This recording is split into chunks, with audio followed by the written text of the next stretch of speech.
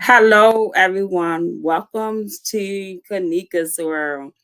Today is Wednesday, March 22nd, the second day of spring.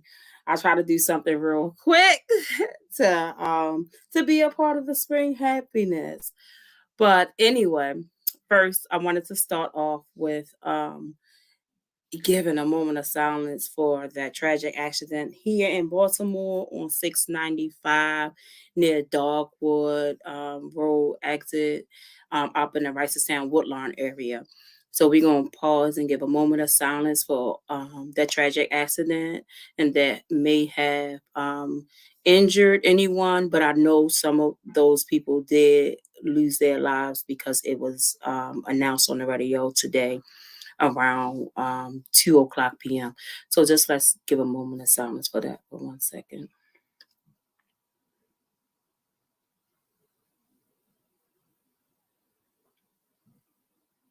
Thank you. Today, my topic is still going to be about student engagement after membership.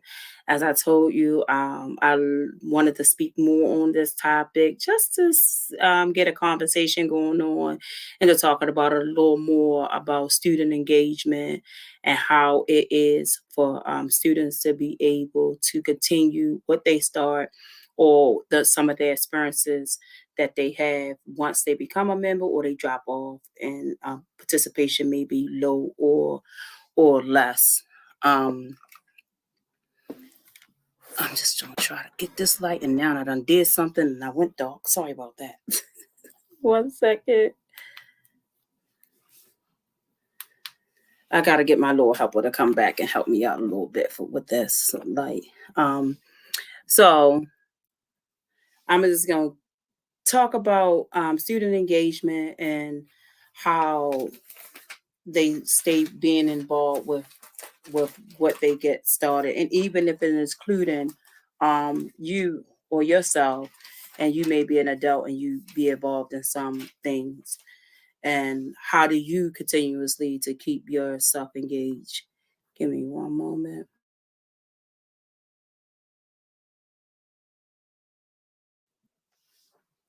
I know last week we left off, and I told you all to think about something that I started. I said I didn't write it, but I also left it with a title, and it was said inward life struggles, and the 4 words that I spoke about was resilience, hope, name, and feelings, and just wanted to bring those things back up to see where you are with it and how that feels, how you feel about it, and if you ponder on that thought about inward life struggles, resilience, hope, name, and feelings. Because sometimes we go about our lives thinking about how our day may get started or what we're going to do throughout the day. I know for me, myself, that is not always as easy or as simple as I believe is going to be. And I may begin to write or draw out what I believe my day is going to be or how it's going to be. Tonight, today I talked about the date. Today is the 22nd, and we're still in Women History Month.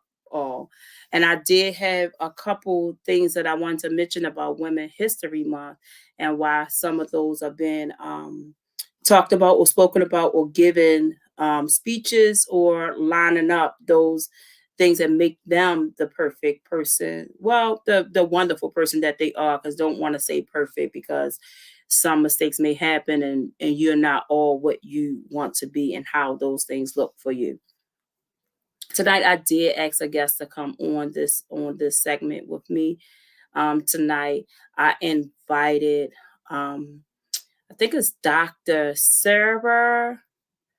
Yes, I invited Dr. Sarah on this segment today. And I'm hoping that she's able to get in when she do arrive. So you can hear a little bit about her, who she is, and what she's doing in her field of work, or how some of those things that she go about, and maybe we get to ask her a few questions about student engagement after membership. So we're going to keep this segment continuously going on, and being a student, and how being engaged after membership, and how does that look like for you or your children. As I have children, and what that looks like after being a member or engaged into activities is looks different for everyone. Some need support, some want support from their peers or their family members, and some may want more happier if mom or dad there is there. Because always remember that children get to choose what parent they really they really want to be there. I did it again. I'm sorry. But children get to choose about who they want to be there and who will be the most supported for them. And sometimes it's not because they just don't like you that much, or maybe they don't. We'll know, but so we just think about who they feel is going to support them more. Maybe mom is not cool enough, or dad is not cool enough, right? And so whatever that looks like for them, that if they would whomever is supporting that child the most, and because their relationship is a little bit different than the other. I know for me, if I am participating, if I was supporting my children, it looked a little different for me. I know I volunteered, was at their schools, showing up. Some of them things they said I couldn't do it, and high when they got to high school, it was like, why are you here?" That looks a little different. But the support of children, they need to be able to have that that village or that supportive group, and it can look a little different. But for us as parents, and if we are parents, or you may just be a supporter that make your time available for children so they can be able to get where they're going um, in a timely manner, or showing up for them and how that support looks for them. So I'm gonna talk about how statistics may seem or may look for when you are in when engagement after membership may look a little different. So if a child um, signs up for something, and statistics may look as if um, the the outcome will look different. So speak about the statistics parts because the society gets to choose how things will operate or how things will go. Um, and I have to talk about the racial part of it, and that gap that happens, and that being the color I am, and that's Black African American, that sometimes you have to force your way into something um, that you sign up for or be in a membership for, because we do have a racial gap, and we have to be sure to be able to say that it is like that, because how programs are set up, or that organization is set up. Once we begin to understand what an organization is set in stone, and what their mission or purpose is, then you can understand if it matches something that you like to do. I can't say that I sat down and had this conversation um, with a group, but I can say that student engagement after membership looks different, because um, you hear it if you're in a meeting or at an event that you signed up for.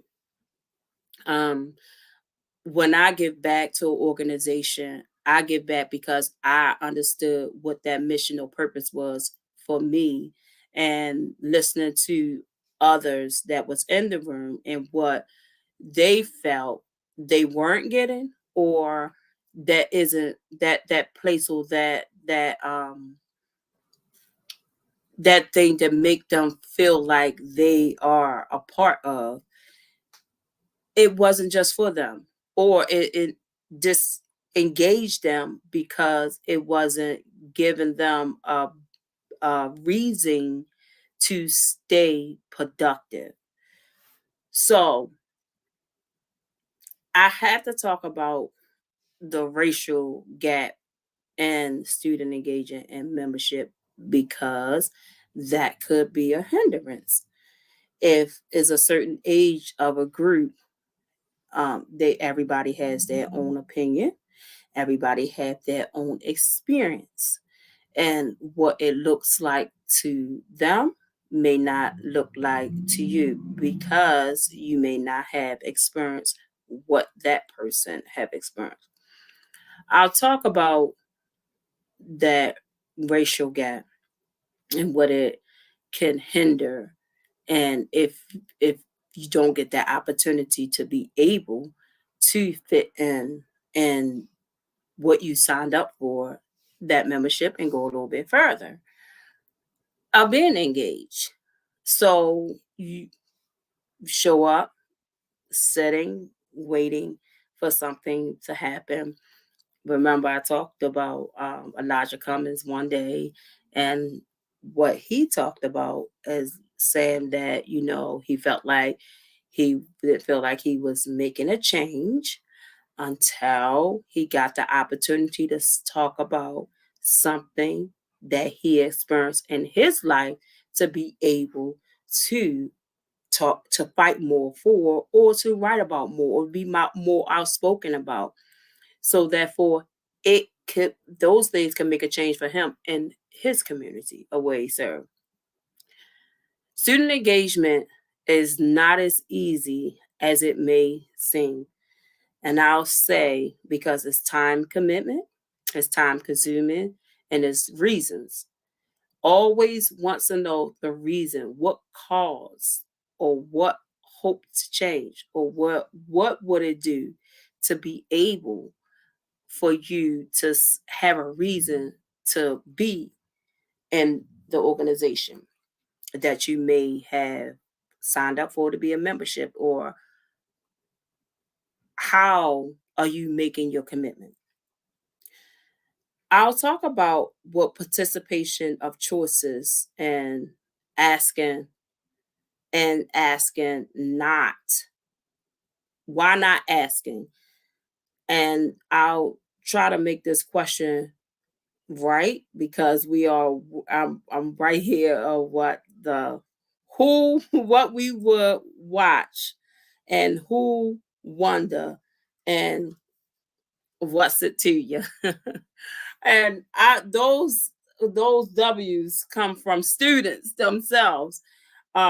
Because when I was working in a group with students and they were there, that one thing that they will say, is those W's, because that was mostly was being taught.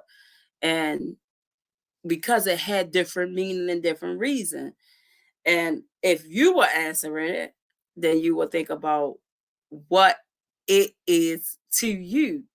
So how you will answer that will be upon you.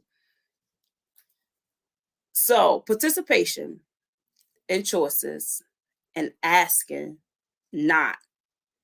What does that mean to you? Well, what would you watch when you participating in an organization? Who are you watching? What are you watching? Example, if you had a purpose and a mission, or they're getting ready for an event, how would you be able to participate in that? What would you watch in order to be able to drive out those assignments, right? So engagement and membership all that have to do with how much effort you'll put in. I just think about this springtime is coming up, and getting these topics out and being able to push it a little further, and how that seminar will run, and who will be there, and what difference would those changes make just for being there inside of that space, right? All those things have specific meanings. You got to think about engagement and planning and thinking about topics and discussions and what would it change. So thinking about the who, the wonder, and what's it to you. I'm laughing because I just think about what is it to you that if you drop the ball on being engaged with membership, and thinking about how students is a part of engagement. It's very hard to be able to continue to do what you sign up for.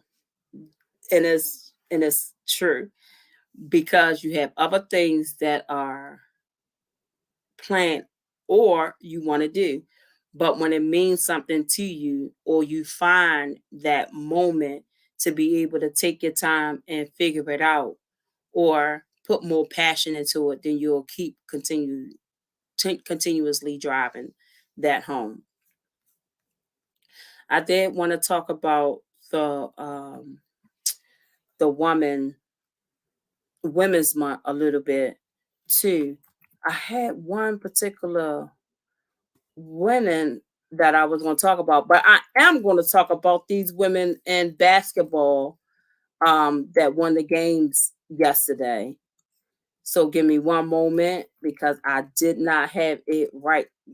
I did not have it written down, and I want to make sure I get it right.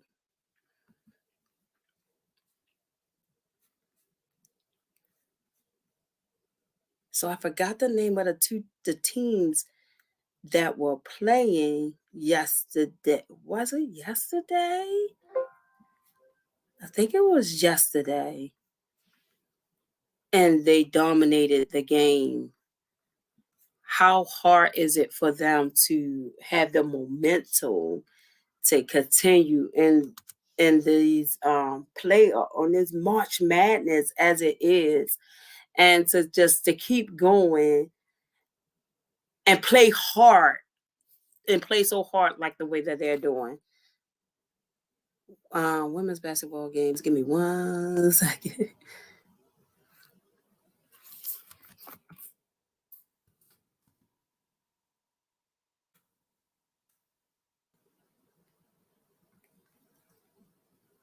So I'm gonna say Tuesday games, and it was, correct me if I'm wrong later, Wyoming and Kansas State, and the score was 55-71. And I want to, this is the girls. I think this is the girls, if I'm not mistaken. And I don't want to be wrong about the teams, because I wasn't following it like that. But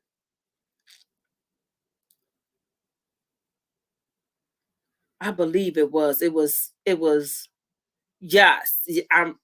So it was the March Madness, and it was the Sweet 16 um of it. It said, I'm gonna read the line as I say. March Madness 2023 Sweet 16 is set as number 2. But I wanted to say the supporting of those games, of those team members, and how they come together, practice, get the coaching, inspiration, and to continue to play the game as hard as they play, or they may just feel like it's easy or it come easy to them because they strategize a lot more than on a typical day. And just to say that these women are out here doing these things and to be able to persevere from whatever it is they may be going through, the struggle or a missed shot. Just thinking about if they planned it and they practice and say that they were going to get to their drive or just make their hoop to be able to win the game or just to have that support from the partner or their colleague that's right next to them, their team player. Just thinking about how trusting that you can be if you have this person next to you to know what you're going to do, your strategy of what that call could be, and what you just want to be able to do. The passing, to be able to pass the.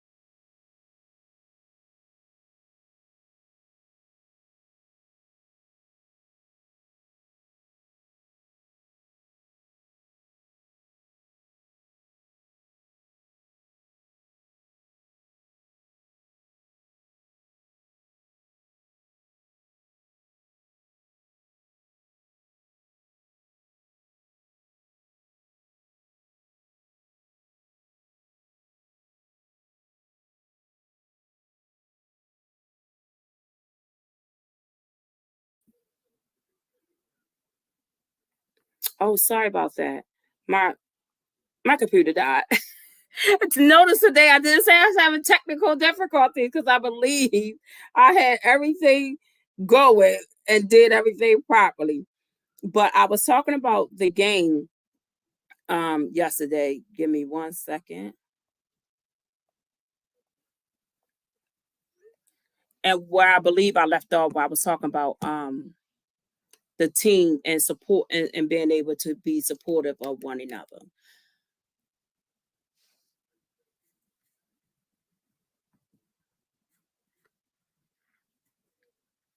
So I just want to read the headline as it is in the Yahoo in the sports column as it is. The Sweet 16 is set after a pair of big upsets in the round of 32. No eight succeeded. All Miss shock number one. Stanford on Sunday, while number 9 Miami beat number 1 Indiana on Monday. If you're in sports, you know that talk. You understand what that means. However, I don't understand what that means, but I know the women was up. Those young women were up on the game, and how after Miami defeated the number 1 succeeded Indiana in the second round of women's NCAA tournament game. That wasn't yesterday. That was Monday, March the 20th. So I mean Sunday. Was that Sunday game? No, yeah, that was Monday. Absolutely. That was Sunday's game.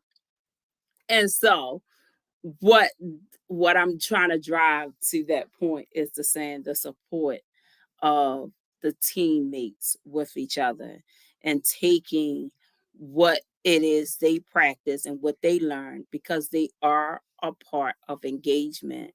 And it's college basketball, so they are students and they are part of being a membership and engaging into the sport that they chose to be a part of, or they were drafted, or how they select themselves, select how they were selected or fitted into the arena of being a basketball player.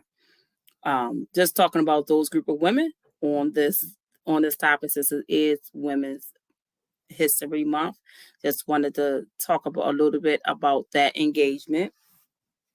And as I go right back on to talking about my topic, along with random choices. And let me go back to don't forget that line that I spoke about how um, this topic of inward life struggles. The four topics that I stated was resilience, hope, name, and feelings. Sometimes when we look at um, different engagements that we have, we want to be able to um, go in it feeling different, or making a change, and whatever that looks like, it could be hard.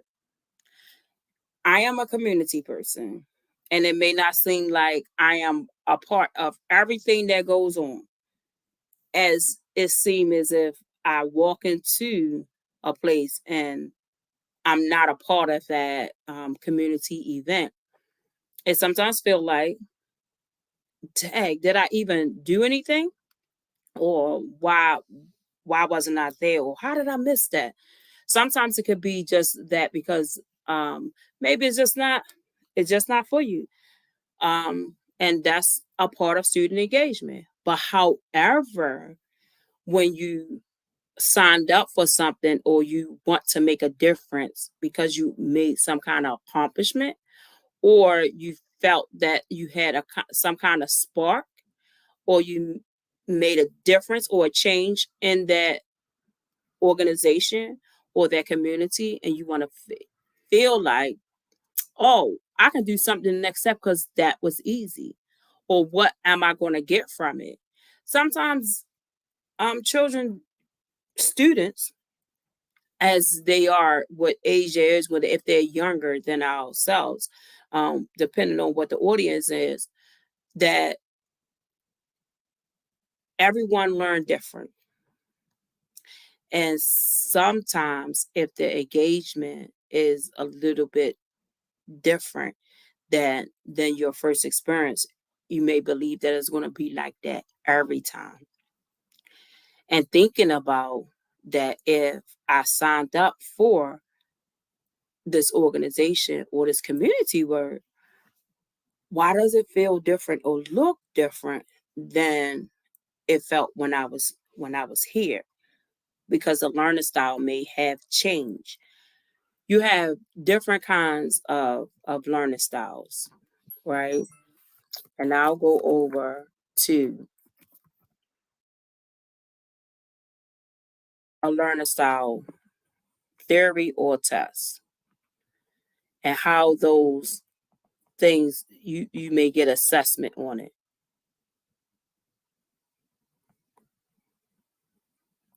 Give me 1 second. I'm just answering a text that someone wants to come in, and let me introduce, just in case they are able to get in, the next one of the guests that is coming up is that I let you know I'm working behind scene on a stage play. And this stage play that I hope you all be able to come out and support, it is going to be Sanford and Son stage play. It is going to be up in the Towson area, and it's coming up Easter weekend. I'm hoping that you'll be able to come out, about just to come out and experience and get a good laugh. sometimes you have a stressful, hard time, and you think about what event or show you may want to be able to attend. This one, I would say, just come and experience the laughter um, for Sanford and Son, and get to see when you sitting behind the stage and getting to see these actors, these comedians work is really awesome. So I do have someone coming on.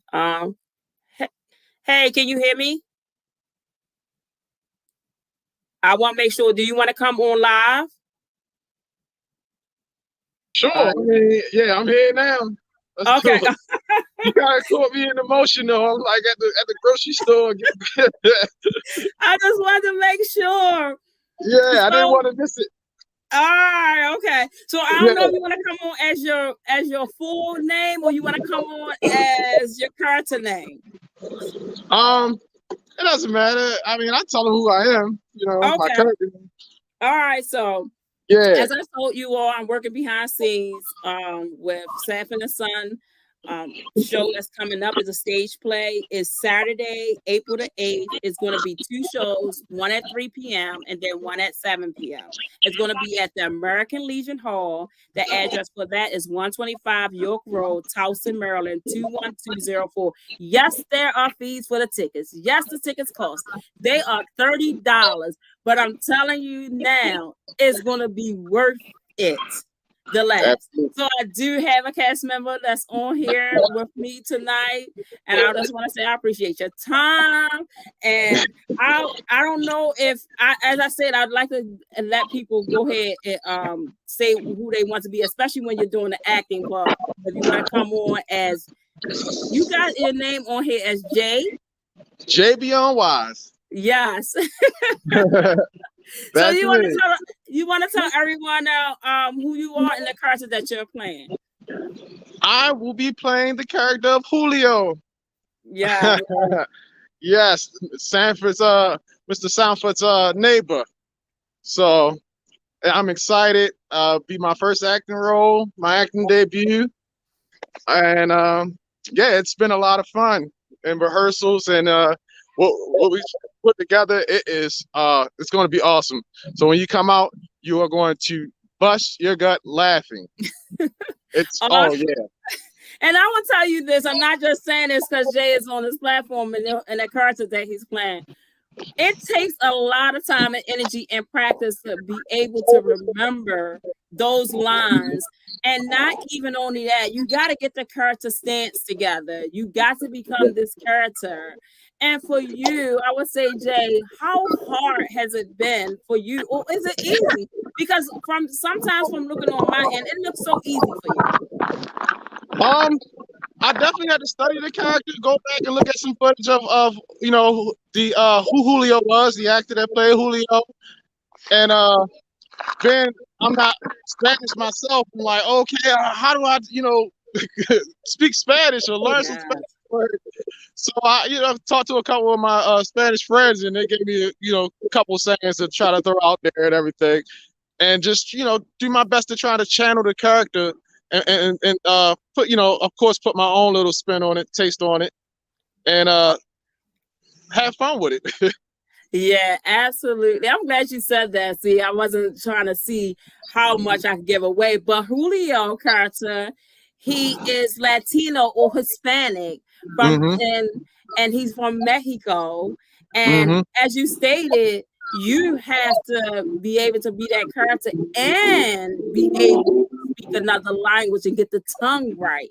Yeah. So I know when I'm watching my daughter or when she's doing something, I remember them saying that tongue twisters help. Have you gone over any tongue twisters to be able to speak it like you do so naturally when I see you on set? Nah, tongue twisters. Yeah, I just like the normal sayings. Poquito, adito, adito. Yeah, just let it roll. I'm just gonna let it roll up.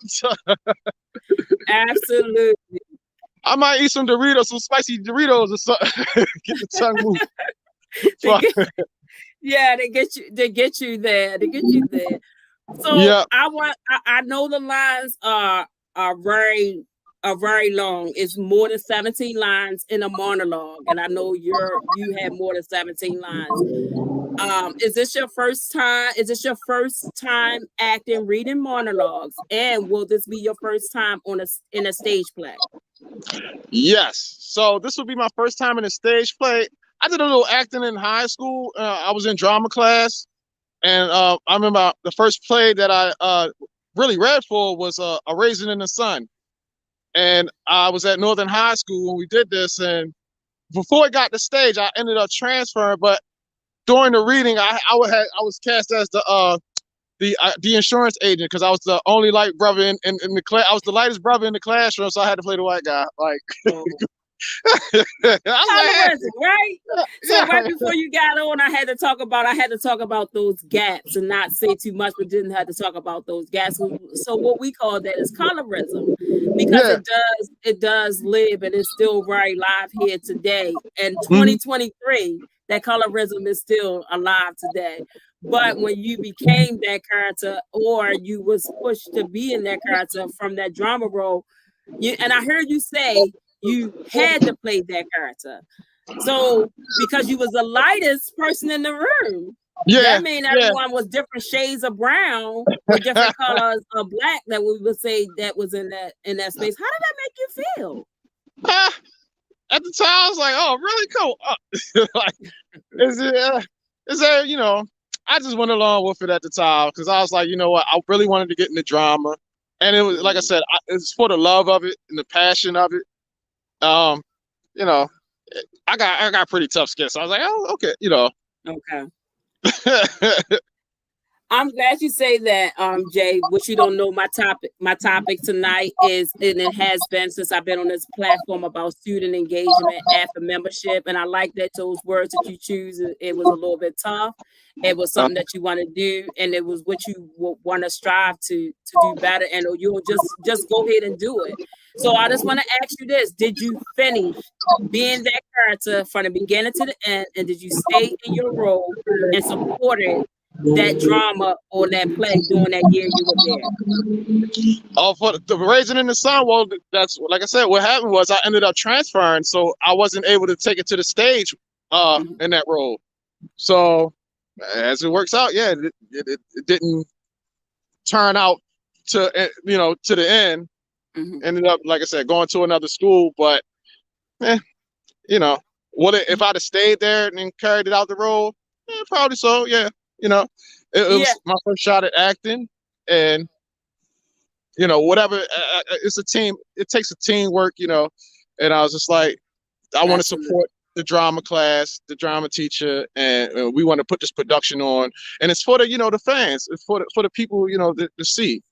Absolutely. So, not knowing what kind of joy that the others on the other side. Raising the Sun is one of my favorite movies.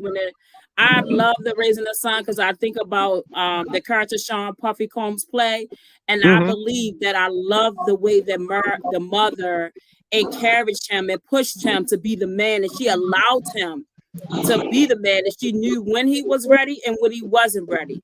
But she also made a lot of sacrifices for her family, and especially for her son, because she just wanted him to learn as he went along, but also allowing him to be his own man.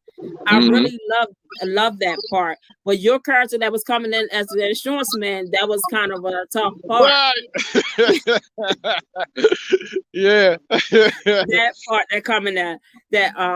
part coming in. As I stated, I have Jay here with me for the stage play that's coming up for Sanford and Son. That's going to be live, you all. The show is going to be live. There's a stage play. It's going to be Saturday, April the 8th. It's going to be 2 shows, a 3 p.m. show and a 7 p.m. show. It's at the American Legion Hall at 125 York Road, Towson, Maryland, 21204. And yes, it is a paid venue. It's a ticketed venue. So the tickets are $30. Jay, I wanted to ask you, are you doing both shows, the 3 o'clock and the 7 p.m.? Absolutely. I will be there to the end. From curtain call to curtain close. Absolutely. I'm coming hot.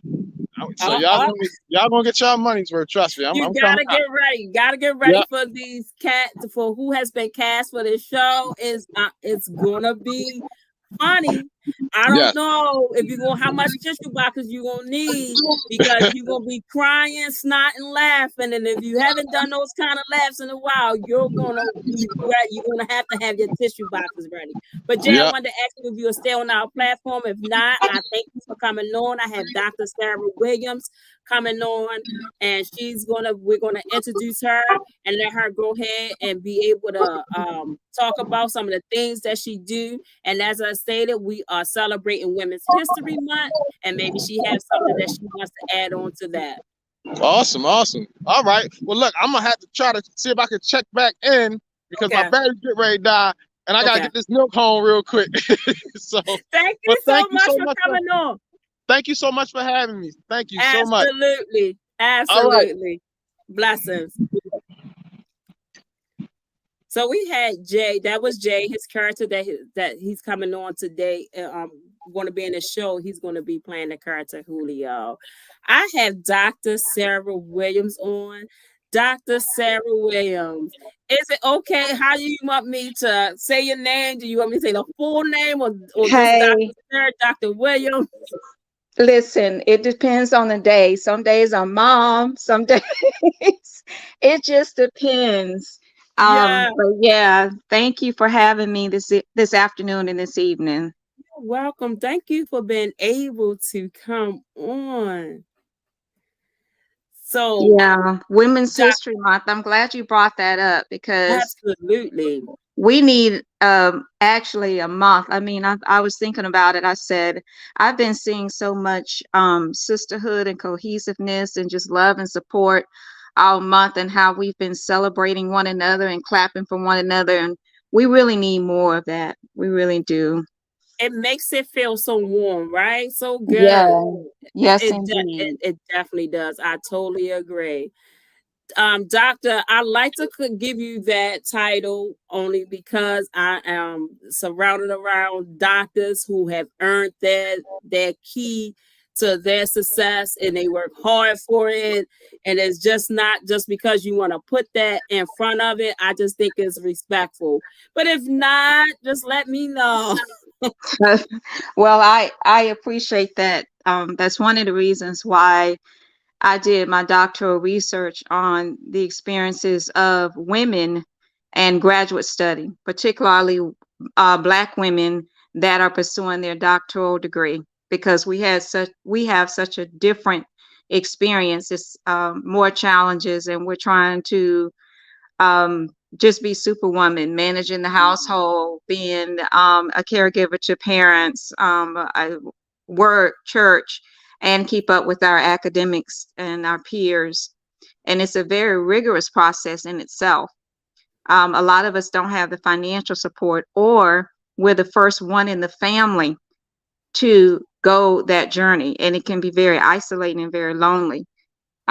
So I guess it's more of, for me, a tribute to my ancestors and people that paved the way.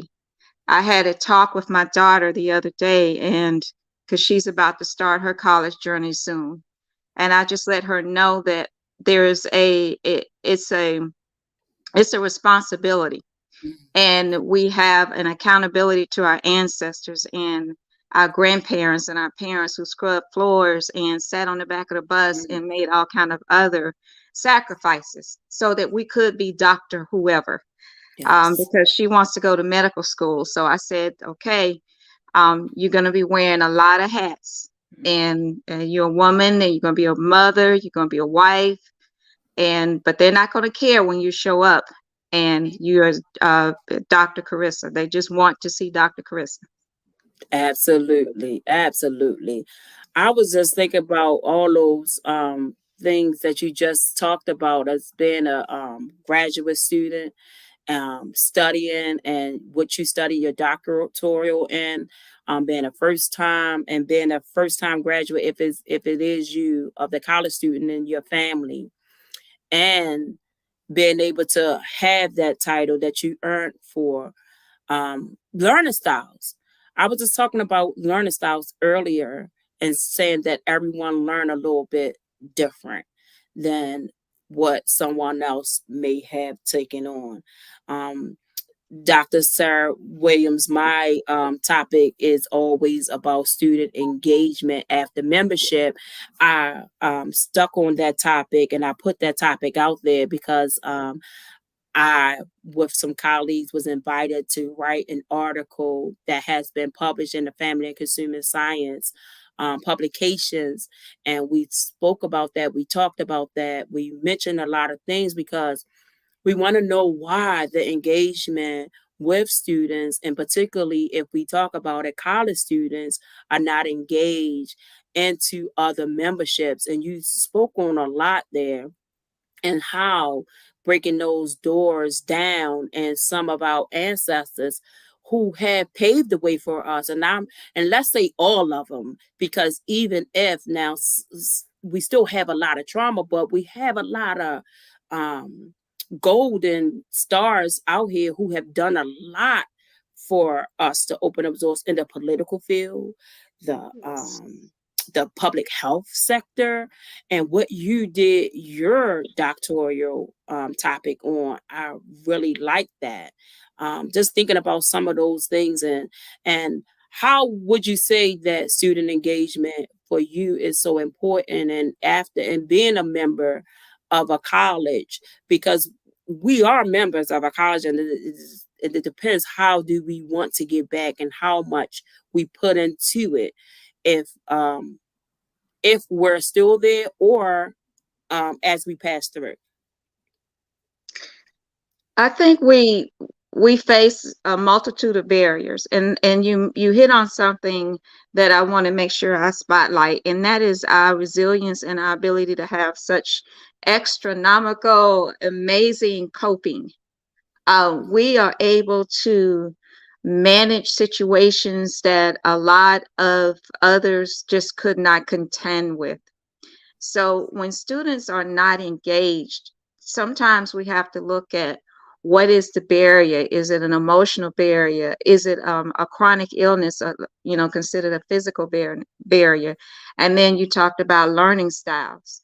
Um, we have different learning styles, like some people are visual learners, some people are auditory learners, some people are kinesthetic learners, reading and writing learners. It just depends. For me, I think I'm a mixture of all of those. In terms of my engagement with my students as a college professor, I think having a round table panel like discussion, I didn't like the typical lecture hall experience for students. Unfortunately, some classes were very large and you could not get around that. But my favorite student engagement types of experiences were those where, say, it was, 15 students max, and we could sit around in a learning circle and exchange information. And I learned from them just like they would learn from me. I love that. That's one of the things that I talked about in college because um, we want to always say that we have someone in front of us and they are the teacher. I began to learn when I started doing the Black Family Studies is that when my professor she stated that we are learning from you all too. I felt that was very important and it touched me and it never left because I began to take it where I go. And especially as you stated that your mama, and sometimes your mama today and not the doctor, because you got to be able to be there for and show up for that family member of that mommy love and that nurturing is a little different. But I took that with me because of my family and how the trauma was set in my family. But I wanted to see what kind of mother that I could be when I'm learning. Because sometimes when I'm around children and I take my children around other people's family, I want them to act a certain way. But if I'm sitting in somewhere else and I have my children at my home per se, they can be whoever they want.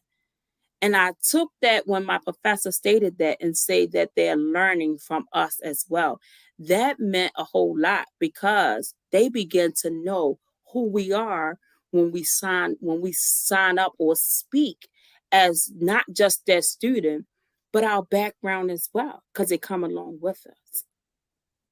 Yes, and a lot of research, they share a lot of good data and information on the environment and those environmental factors that uh, basically can be a roadmap to how a person, an individual will experience life, and your ability to allow your children to be who they are. They don't have to be actors and actresses at home. They can be themselves. But I would love to see it where we could just translate, where children can be themselves and young adults can just fully be themselves and be accepted in our communities and in our workplaces. Because as you know, as women, and especially Black women, we do a lot of code switching. And that's Hmm. an emotional stressor within itself, is the shifting of our walk, our talk, and how we have to wear hair a certain way, and we have to conduct dress a certain way, and we have to predispose ourselves to we have to control our emotions, and we can't speak too loud, we can't speak too soft, and Hmm. all of that adds to our stress load, and that's how we end up in the therapist chair, because the stress can get overbearing. Absolutely. I will say that I am honored to be able to have to experience the difference of my upbringing of being in flag house projects to moving into a single family home, and then being in Baltimore County schools, and not knowing what code switching was. But I noticed it in the males when we were growing up, when we were young, playing dodgeball or just playing regular games, that was what it is to call code switching. But for me, Dr. Sarah, I didn't learn what code switching was until I got into college. I didn't Mhm. understand like code switching, like why are you saying someone is code switching? I believe what it was that when my Black family teacher split the class, I lost a little bit of my Black cards.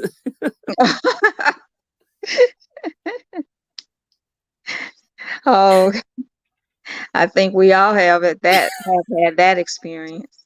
Yes, but it steps out to s- to to be able to say the learning experience. Dr. Sarah, I didn't get what state you from. If you want to say what state you're from, and are you teaching college students? So if you want to say what state you're from, and if you are teaching college students. Sure, of course. I've been Hampton Roads in Virginia for 21 years, and then I recently made the Charlotte Metro my home. So I'm kind of in between the two places right now. Spent a lot of time in your city doing a lot of work and collaborating and consulting. My family lives in Maryland, so um, but I spent a lot of time mainly in Virginia, and now recently in Charlotte Metro. And my college career, I was community college and university, and I am a HBCU graduate of Florida A&M University. So therefore, I was really excited to be a part of the Norfolk State family for a while. And after that, then that's when I decided to do my private practice.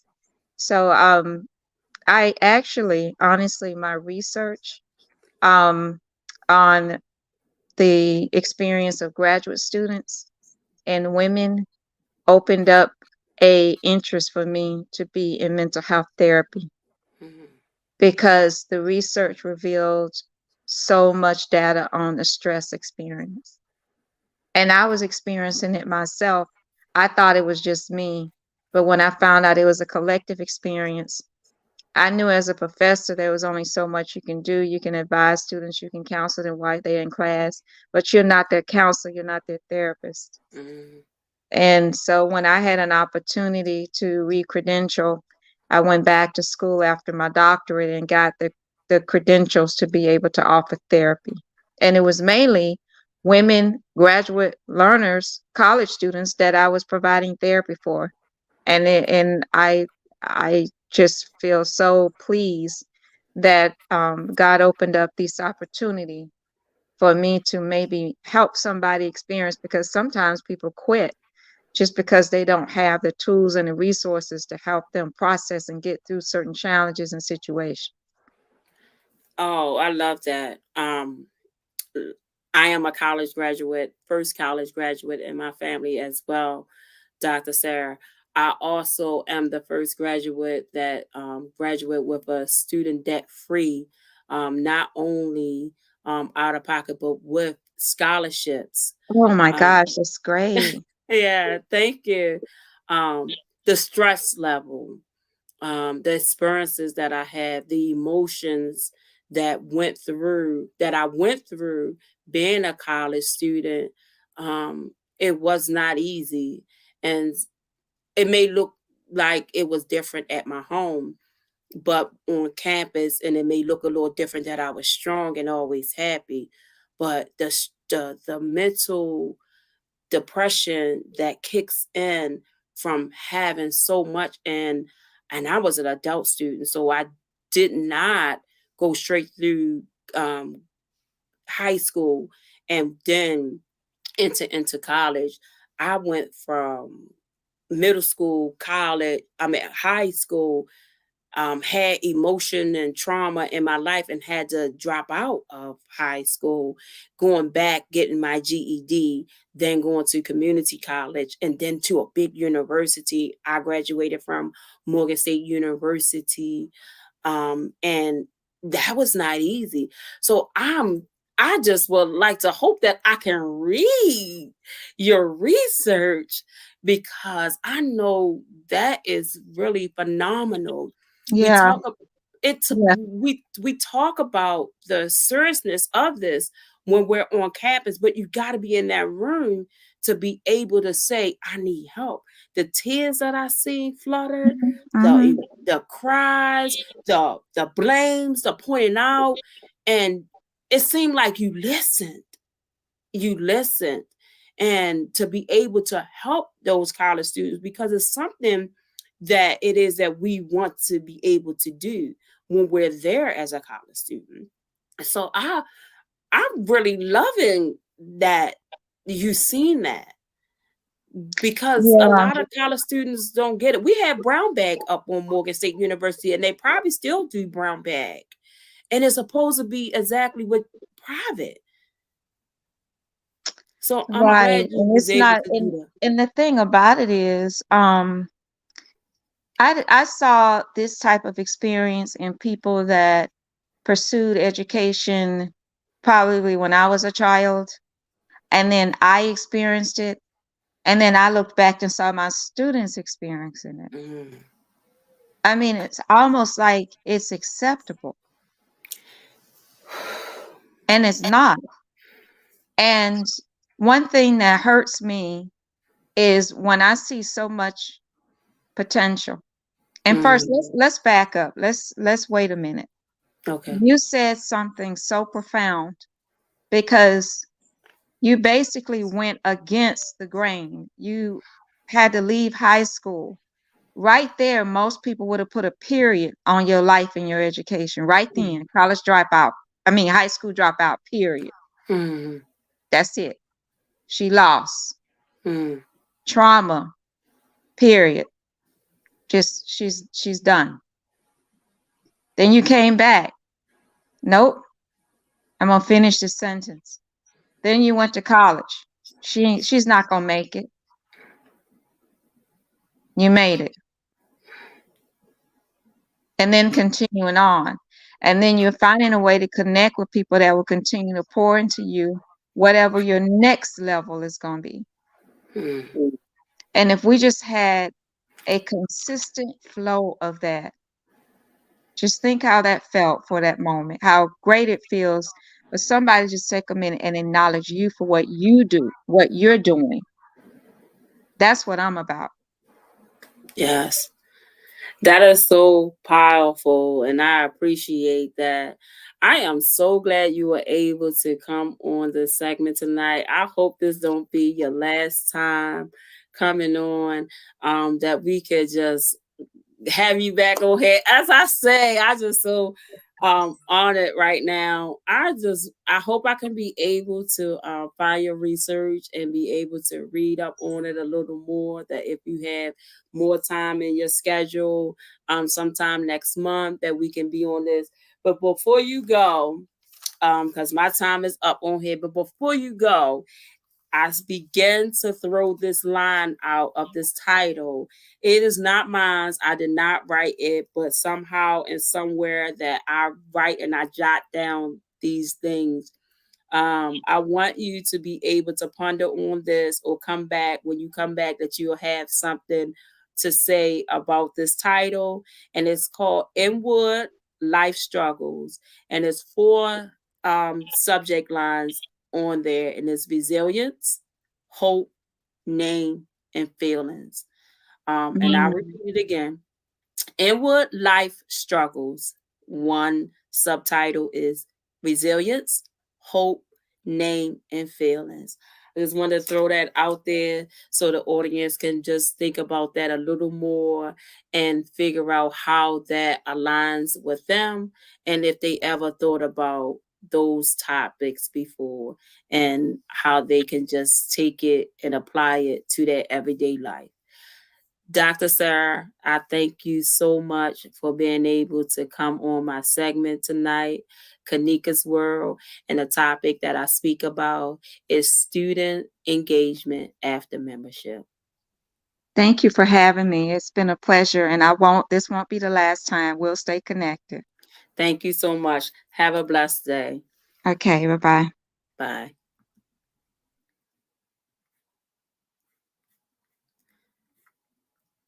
Have a good night, everyone. Thank you for coming on a segment of Conica's World.